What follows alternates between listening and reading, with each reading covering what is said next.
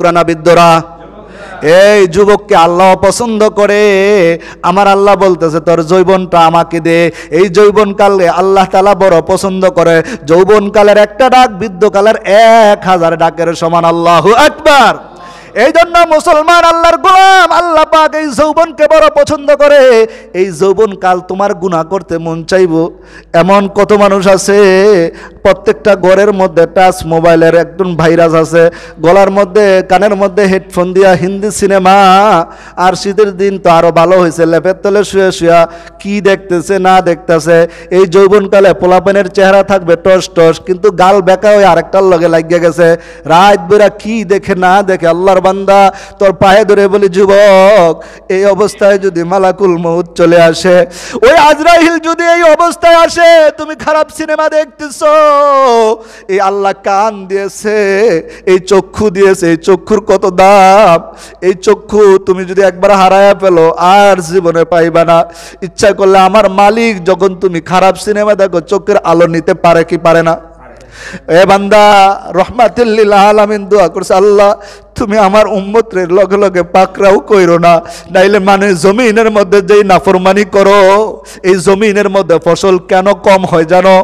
নবী আমার জানায় দেন, যখন মানুষ প্রকাশ্যে গুনাহ করবে, প্রকাশ্যে জিনা করবে, ছেলেরা মেয়েরা প্রকাশ্যে রাস্তার মধ্যে কিভাবে চলাফেরা করে দেখলে তো নিজেকে নিজে কমতি মনে হয়।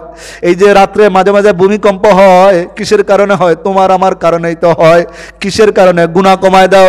রাসূল হাদিসের মধ্যে বলেন, যখন মানুষ, পয়গম্বর বলেন, যখন মানুষ প্রকাশ্যে জিনা করবে জমিনের ফসল কমে যাবে, মানুষের মধ্যে সম্পর্ক কমে যাবে, সমাজের মধ্যে বরকত উঠে যাবে। কদিন পরে পরে ভূমিকম্প হইব, ভূমিকম্প হয় কি হয় না?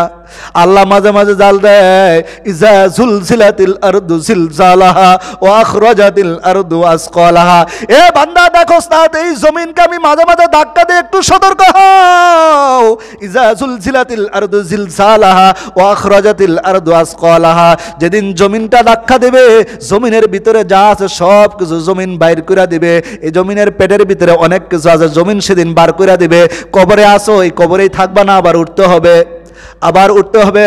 ওয়াখরাজাতিল আরদু আসকালাহা ওয়াকালাল ইনসানু মালাহা।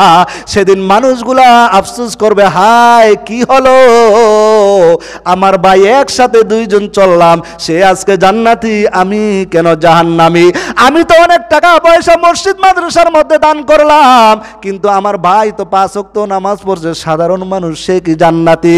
ওই দিন তোমার আফসোস আফসোস আফসোস আফসোস। কোরআন শরীফের মধ্যে আল্লাহ জানায়া দেন, সেদিন বান্দাগুলা বলবে, আমল নামা কপালের মধ্যে মারবে আর বলবে, ইয়া লাইতানি কুনতু তুরাবা। যদি আমল নামা না হইতো কতই না ভালো হইতো। কপালের মধ্যে থাবড়াইব, সেদিন যদি থাবড়াও রে বন্ধু কোনো কাজে লাগবে না। এই জন্য মসজিদের মধ্যে আজানের পরে 5 ওয়াক্ত নামাজ জামাতের সাথে পড়ব। যেখানে গান হয়, আমার মহল্লার একটা ছেলেও যদি এই ল্যাংটার মেলায় যাব